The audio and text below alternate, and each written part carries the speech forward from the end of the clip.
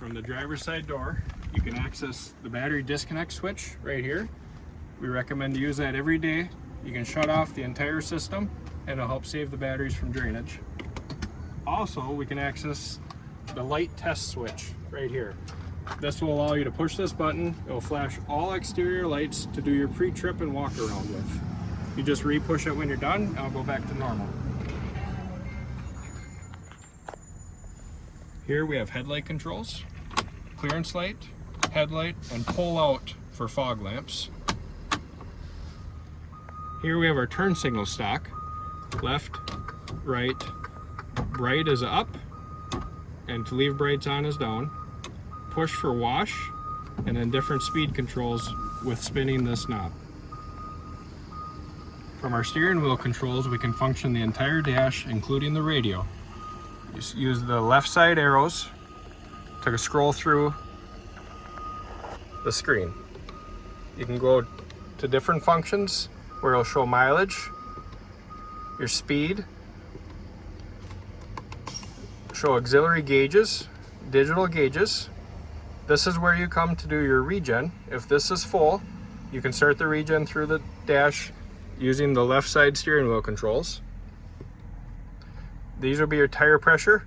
Now it does take the truck going 20 miles an hour for these to read properly, so they may not show at all times unless the truck is moving.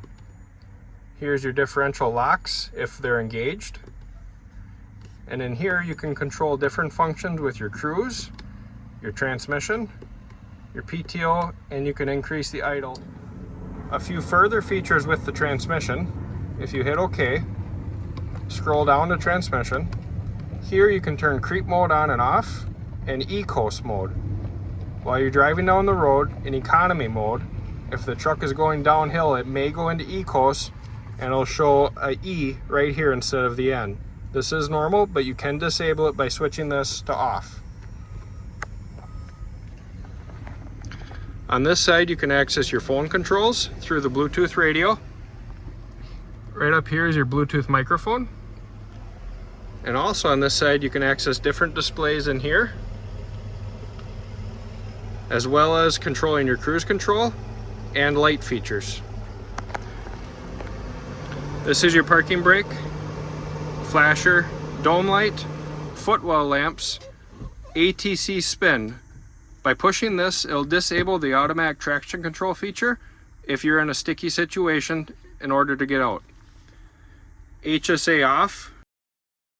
When you come to a stop on a hill, the truck will automatically hold the brakes when you're switching from foot pedal to throttle pedal for 10 seconds. By pushing this button, you can disable that feature.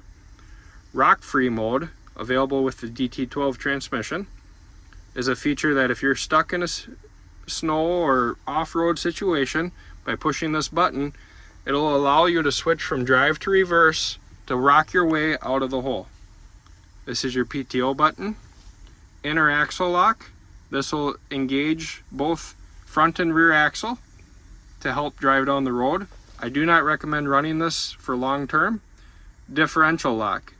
This is something if you're stuck at a stop position, this can only be engaged, both of these should only be engaged in a stop position. This differential lock can only be engaged short term. It must be disengaged before going down the road. On the right side steering column, this is your different drive modes. You can turn it to drive, neutral, reverse. You can switch different modes where it'll switch right here to performance, economy, and off-road. Also, this functions as your jake brake control. By pulling down one lever, your jake brake light comes on. You're in jake high position. 2 levers is medium, 3 is low. Shut it off, the light goes off. By switching to reverse, the backup camera will engage. Sometimes it may show the screen of all 4 camera feeds. So you simply click on the backup camera function and it'll show you the larger screen of it.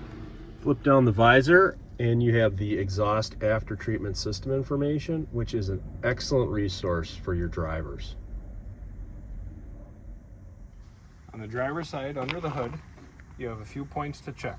Your power steering fluid indicated okay here, low here. Just simple turn out to access and fill. Oil level check is right here. Oil fill is here.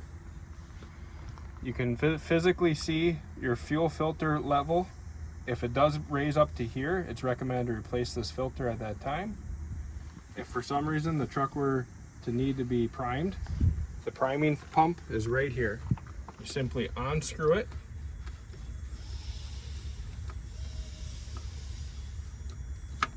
And then you can prime it, and it may take up to 200 pumps to properly prime the engine for starting. Here we have the fuse panel.